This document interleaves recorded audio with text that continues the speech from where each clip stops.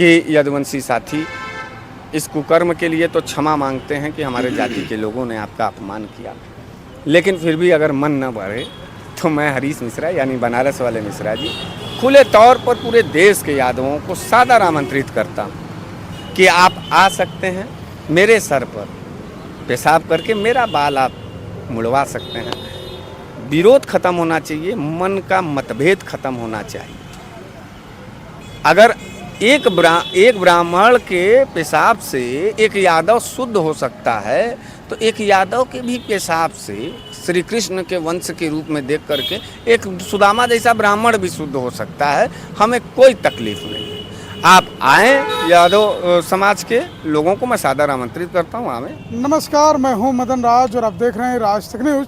मैं इस समय वाराणसी में हूँ। वाराणसी की बात किया जाए तो मिश्रा जी के बगैर अधूरा रहता है, क्योंकि पूरा चर्चा का विषय मिश्रा जी पर, यानी मिश्रा जी बनारस वाले जी के साथ में खड़ा हूँ। तो मिश्रा जी, राज तक न्यूज चैनल में आपका स्वागत। बहुत बहुत धन्यवाद। काफ़ी दिन के बाद आए, ये शिकायत है। चलिए ठीक है, जल्दी फिर कोशिश करूँगा आने के लिए। मिश्रा जी, हमारा सवाल ये है कि जो इटावा में हुआ है, आप भी एक ब्राह्मण हैं, आपके नज़रिया में क्या है? बहुत गलत है, बहुत गलत है। और जो ब्राह्मण समाज है, इसका घोर निंदा करता है। कोई भी ब्राह्मण, किसी भी ब्राह्मण के अंदर जो है, भी ब्राह्मण समाज से आपके पास कैमरा है, आप जाइए हमारे अखिल भारतीय ब्राह्मण महासभा से के लोगों से पूछिए कि क्या ये उचित कार्य था। वो भी कहेंगे नहीं। जितने भी समझदार और सामाजिक ब्राह्मण हैं, वो इस अपमान से बड़ा द्रवित हैं, बहुत ज़्यादा दुखी हैं। मैंने तो जब देखा तो मुझे, मेरे दिमाग में तुरंत आया कि नहीं नहीं नहीं, ये इस तरीके का खेल जो है, इसको साजिश करके पेश किया गया है, इसको बनाया गया है। और मेरा दावा है, मैं राज तक के न्यूज़ पर यह बात दावे के साथ कर सकता हूँ, अगर उस प्रकरण की पूरी निष्पक्ष जांच हो जाए तो निश्चित रूप से उसमें जो लोगों ने इस कुकृत्य को किया है, मणि यादव जी के साथ जो अपमानित कार्य किया है, अगर जांच किया जाए तो आरोपी भारतीय जनता पार्टी से जुड़े हुए पाए जाएंगे। और उनका यह एजेंडा था, ये साजिश था जानबूझ करके, कि जिस तरीके से उत्तर प्रदेश में लोकप्रिय अखिलेश यादव जी को तमाम ब्राह्मण समाज से लेकर के तमाम जो अन्य जातियां और धर्म के लोग हैं, जो विश्वास के साथ उनको समर्थन दे रहे थे, उससे तिलमिलाई हुई भाजपा ने इस नीच हरकत को किया है। और यही भाजपा का चाल है। देश के बॉर्डर पर धर्म पूछ के मारा जा रहा है भाजपा के सरकार, और देश के अंदर जाति पूछ करके मुंह पे पेशाब किया जा रहा है, बाल छिलवाया जा रहा है। तो मिश्रा जी, आप इतने दावे के साथ कैसे कह सकते हैं कि अगर जो जांच होगी तो भाजपा ही निकलेगा? भाजपा ही निकलेगा, क्योंकि इस तरीके का जो कुकृत्य है वो भाजपाइयों का, ये नीच कर्म सिर्फ और सिर्फ भाजपाइयों का। ये अच्छा, चंद ब्राह्मणों के नीच कर्मों को मैं आपके चैनल के माध्यम से कहना चाहता हूँ कि चंद ब्राह्मणों के नीच कर्मों को पूरे ब्राह्मण समाज से ना जोड़ें। हम तमाम ब्राह्मण अपने यदुवंशियों से, अपने यादव कुल के लोगों से हाथ जोड़ करके ये क्षमा मांगते हैं कि हमारे समाज के, हमारे जाति के कुछ कलंकी लोगों ने इस तरीके का कुकृत्य किया है जो असामाजिक है, समाज में स्वीकार नहीं है, संविधान में भी नहीं स्वीकार है। हम आपसे क्षमा मांगते हैं। आपके दरवाजे पर हमेशा ब्राह्मणों को सम्मान मिला, ब्राह्मणों के भी दरवाजे पर जो है यादव जी लोगों का हमेशा सदैव से सम्मान रहा। शास्त्रों में हम एक रहे हैं, आज भी एक हैं। ये चंद लोगों की साजिश है कि हमारे और आपके रिश्ते में खटास हो, तो उस साजिश को आप समझिए। जो भी आरोपी है, जो भी इस कुकृत्य में शामिल है, उसे कठोर से कठोर सजा मिलना चाहिए। मैं यही कहना चाहूँगा।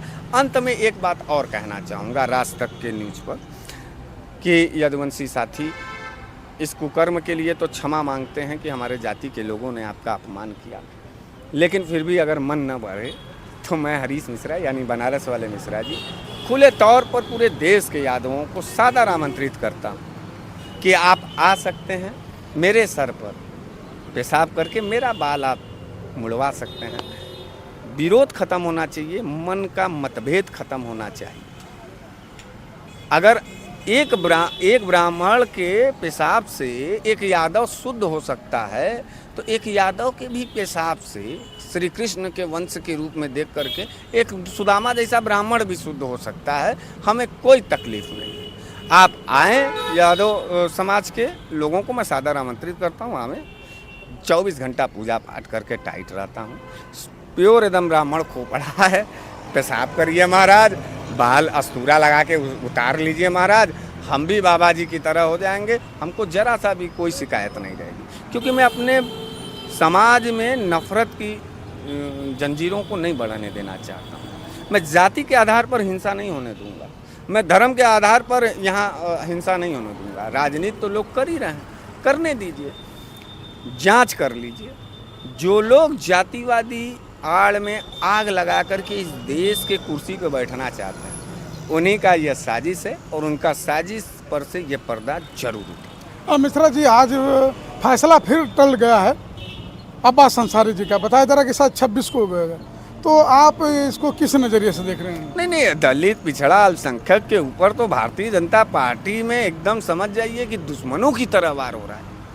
इस देश में भारत देश में जैसे लग रहा है कि पिछड़ा जो जाति है, भाजपाई पिछड़ा जाति को छोड़ करके जो अन्य पिछड़ा जाति है, जो भाजपा को वोट नहीं करती या सपोर्ट नहीं करती, समझ जाइए कि उसको टारगेट कर करके उसको अपमानित करना, उसको मारना, उसको सामाजिक तिरस्कृत करना, चाहे पिछड़ा हो, चाहे दलित हो, चाहे अल्पसंख्यक हो, ये ट्रेंड बन गया है। और ये नियम है भाजपा का कि जब जब सामंतवादी भारतीय जनता पार्टी सत्ता के कुर्सी पर बैठेगी, तब पिछड़े दलितों और अल्पसंख्यकों के साथ ये अन्याय होगा।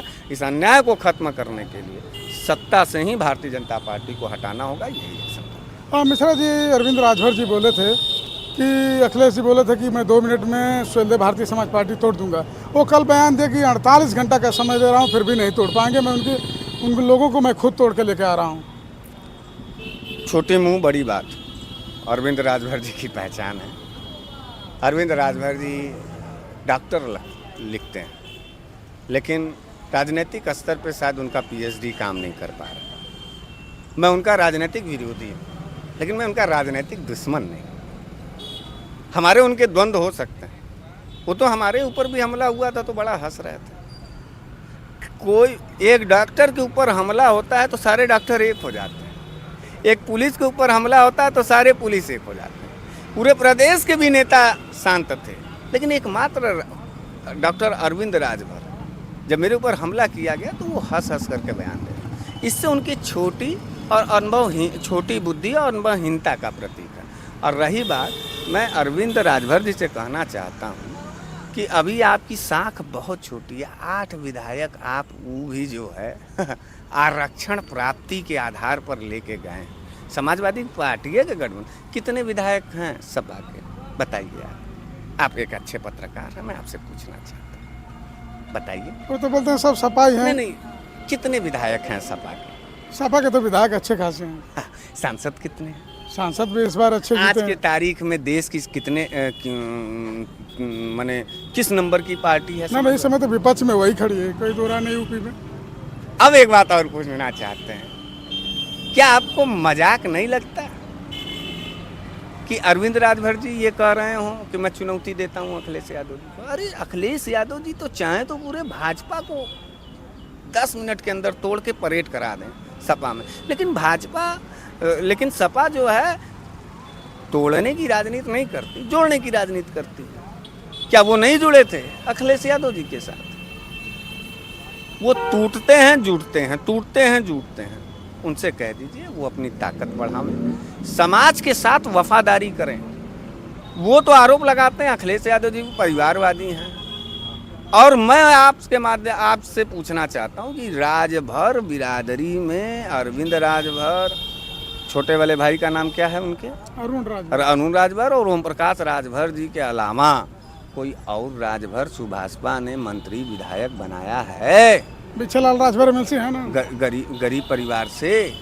तो बोलते हैं कि बिच्छलाल राजभर को मैं एमएलसी। राजभर पूरे राजभर समाज का वोट लेना है तो पूरे राजभरों को बनाओ। जब राजभर ही कहते हो कि हम राजभरों की राजनीति करते हैं, राजभर को मुख्य धारा में ला रहे हैं, तो बनाओ, सारा टिकट दो। कितने विधायक हैं? 8 तो विधायक हैं, 8 विधायक में से कितने राजभर विधायक हैं? जवाब तो नहीं है। ठीक है, आखिरी सवाल हमारा कि आप राजभर की बात किए, महेंद्र राजभर एक जागो राजभर जागो भी हैं, और आपके साथ एक है महेंद्र राजभर जो स्वदेव स्वाभिमान पार्टी वाले भी हैं, और ओम प्रकाश राजभर। तो आपके हिसाब से कौन सच्ची लड़ाई लड़ रहा है राजभर के लिए? देखिए, हमारे जो दोनों महेंद्र हैं वो महेंद्र बाहुबली है। हाँ, चाहे जागो राजभर जागो के अध्यक्ष महेंद्र राजभर जी हैं, बनारस में काम करते हैं, अच्छी तरीके से जानते हैं। दूसरे जो हमारे समाजवादी पार्टी के सहयोगी साथी महेंद्र राजभर, जिनके ऊपर अभी हमला भी हुआ, उस पर भी मजा लिया अरविंद राजभर जी ने। तो बोल रहे थे कि ओम प्रकाश राजभर करवाए हैं। तो चाहे जो भी लोग, ये दोनों महेंद्र राजभरों का जो समर्पण है राजभर पिछड़े और दलितों के उत्थान के लिए, ये काफ़ी सराहनीय है और मेरा उनसे कोई लगाव नहीं है। लेकिन कामों के मूल्यांकन को जब मैं करता हूं तो ओम प्रकाश राजभर जी से ज़्यादा मेहनत और लगन है महेंद्र राजभर जी में, जागो राजभर जागो, और मऊ वाले महेंद्र जी में सबसे ज़्यादा समर्पण भी है और बुद्धि भी तेज है इन लोगों का। तो पढ़े लिखे राजभरों को मौका मिलना चाहिए, उनको सम्मान देना हमारा भी कर्तव्य है और मैं उन लोगों को सम्मान देता हूँ। 27 में कहाँ से टिकट मिल रहा है? कहीं से नहीं टिकट लेना है, सरकार बदल देना है, नहीं चाहिए टिकट। लेकिन लोग बोल रहे हैं कि विधायक बनना तय है। लोगों का आशीर्वाद बना रहे। मैं आपका भी आपसे भी प्रार्थना करता हूं कि आपका भी आशीर्वाद, आपका भी दुआ हमारे ऊपर बना रहे। लेकिन टिकट लेना, विधायक बनना, ये माननीय राष्ट्रीय अध्यक्ष अखिलेश यादव जी का है।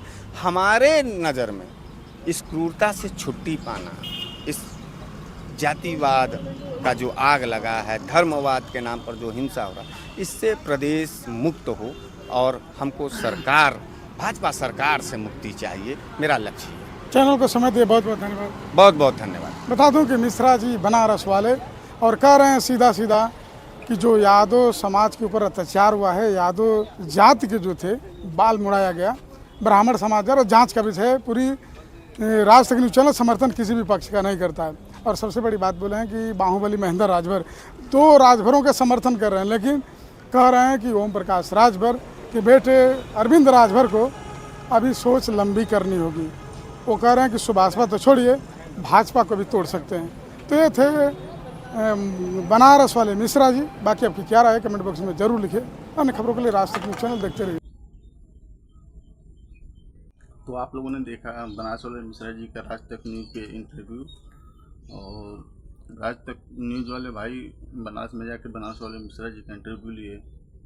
और अभी ये लेटेस्ट जो मुद्दा है, न्यूज़ है, जो यादव समाज के कथावाचक थे, भागवत कथावाचक थे, उनके ऊपर ब्राह्मण समाज की और द्वारा उनका पेशाब छिड़काव किया गया और नाक रगड़वा गया। उनका आरोप है कि लोग अपना नाम जात छुपाए रखते थे। तो कथावाचक हैं, कथावाचक में कोई जात से तुम्हें क्या लेना, उसके ज्ञान से लेना था, लेकिन आप लोगों ने जात खोजा। और वैसे भी मैनपुरी, इटावा, फिरोजाबाद, फरकाबाद, इधर के इलाकों में जो भी कथावाचक होते हैं, आगे में आचार्य, पीछे में शास्त्री लिखते हैं, किसी भी समाज का वो हो। तो अब उसमें भी अब नया मोड़ ला दिया गया है। लेडीज़ बोल रही कि मेरे साथ छेड़खानी कर रहे थे, कोई बोला उसमें आधार कार्ड में उन्होंने अग्नोत्री लिखा था। तमाम तरह का आरोप प्रत्यारोप अब हो रहा है।